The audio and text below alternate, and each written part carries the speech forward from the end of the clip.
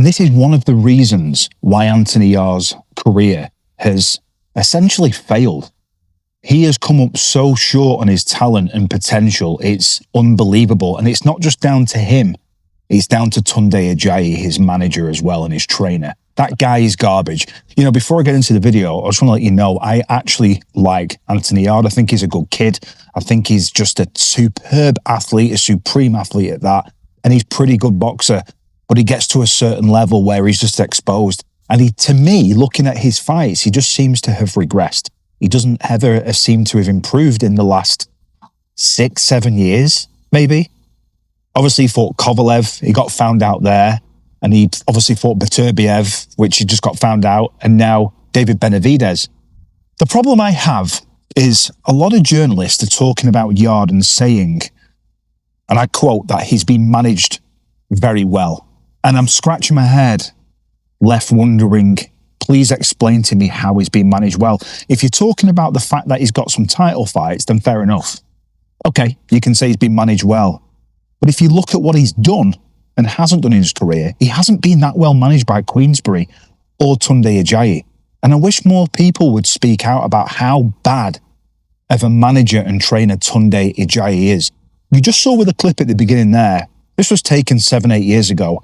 And all Yarde does is these pitter-patter flurries like Mayweather-esque, gloating, showboating. And he has a bunch of yes men and hype men around him, telling him he's amazing, he's the best thing since sliced bread. But that doesn't win you boxing fights. He does a load of pad work. I don't know the fundamentals of his training, but clearly he's not progressing. That's my whole entire point on this video. He isn't progressing, and Tunde Ajayi is fucking garbage as a coach. And anybody else who's into boxing will tell you the same thing. The guy, in my opinion, is just fleecing Anthony Yarde. He knows he's getting good money, and Anthony seems like a really nice kid. He does. He's getting paid probably handsomely. He's a nice kid, and he seems extremely loyal to Tunde, and they seem like they're good friends. But the problem is, and the reality is, when you've got hype men behind you and yes men telling you look good on pads, and you're doing these 350 pad work combinations like Mayweather, then you're not going to go very far in the sport. My real gripe, though, is when people say he's been managed well. And I heard this on the Fight Disciples podcast a couple of days ago. And full respect to Adam Catterall and Nick Pete, I quite like them, actually. I don't agree with everything they say. We're all entitled to our opinion. But they said he got managed well, and I'm just thinking, how? How? In terms of getting the opportunities, yeah, you can call that management.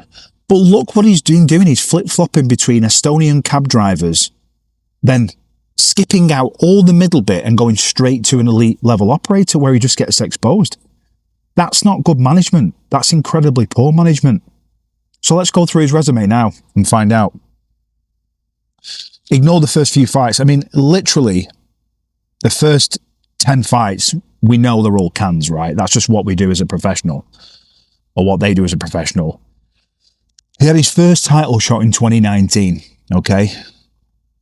Against Kovalev. He did really well. He had moments in that fight where he nearly stopped Kovalev, if you remember, middle rounds. And he got TKO'd in round 11, right? Absolutely great. I give all credit to Anthony Yarde. One thing he is, I know people take the piss saying lions in the camp, but he's a fucking warrior. You've got to say that about him. And then he just jumps back down to Ramirez, Dex Spellman, and these are all cans. He knows he's going to walk through them. And he even found some of those fights challenging. And then he fought Lyndon Arthur. Now, people might say Lyndon Arthur is European level at best. Let's say it how it is. Good fighter, incredible jab, has potential, but his ceiling is European level. He's not a world-class operator, in my opinion. And then he's starting Alex Duran, round 1, just to push over. Then he had the rematch against Lyndon Arthur, which he won. And he just blitzed him out there. I remember that one in round 4. Then he's fighting a nobody. Koikov just blows him out the water, and then he gets met with Beterbiev in 2023. And no shit, Sherlock, he gets stopped. Well, the corner. Tunde Ajayi threw his towel in round 8. And then he's back down to Jorge Silva. Round 2. Marko Nikolic, whoever he's called, Nikolic, round 3, TKO. He's not getting challenged. Back to Estonian cab drivers. Ralphs Vilkens, decision on points. Lyndon Arthur wins a 12-round decision. Again, European level. And then look at this, David Benavidez. And he was never, ever in the Benavidez fight. Never. He's sitting back. He's not changed his game plan. I don't know what Tunde Ajayi is trying to teach him. He's not going forward. He's very limiting Anthony Yarde. I don't think he's got the best head movement or foot positioning and feet movement. He's not the most agile person in the world at creating space and angles, but he's got power. But when you go into the elite level from fighting an Estonian and Slovakian bin men, right, and cab drivers, and you're getting jumped straight into the lion's den, excuse the pun, lions in the camp. There ain't no fucking lions in the camp when you get there. You're getting eaten alive. So he's been poorly mismanaged, in my opinion. Very poorly mismanaged. He's very marketable in terms of management there. Fantastic. He's sponsored by Adidas and whoever else he's sponsored by.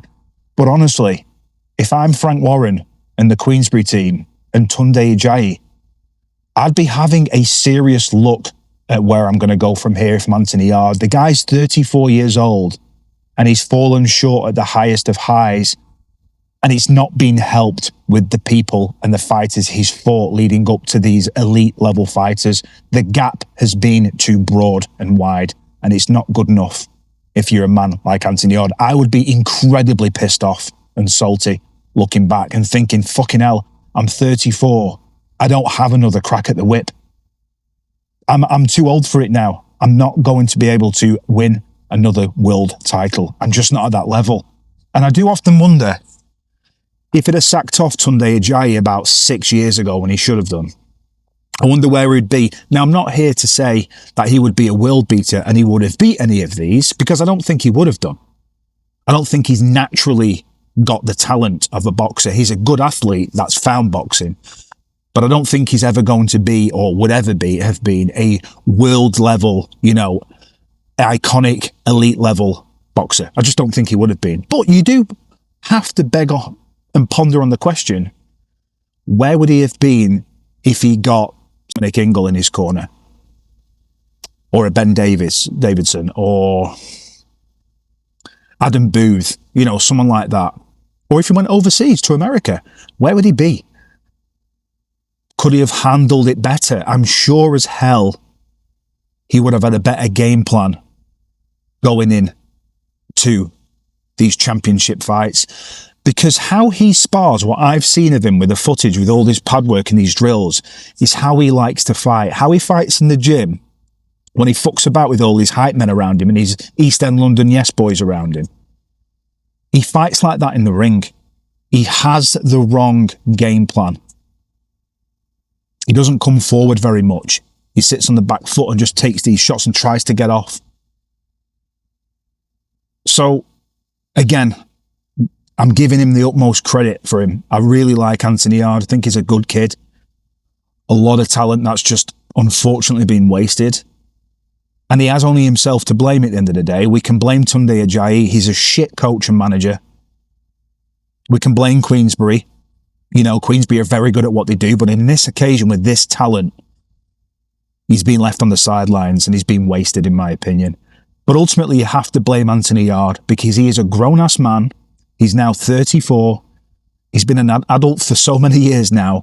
He could have made these decisions, assessed his career, and chose himself over his loyalty to just a fucking terrible, terrible coach and manager in Tunde Ajayi, who has not helped him get any further in his career than any other coach would have done. Can you imagine if he was with a Dom Ingle or an Adam Booth?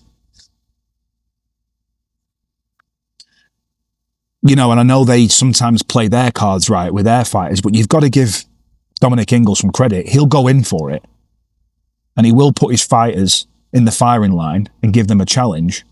And of course, you've got to protect your fighter, but you can't go from fighting these Eastern European cab drivers, just fucking cans knocking them over, then going to elite level. There's no in between. It's there and then it's there. That's not building a boxer properly. All just my opinion.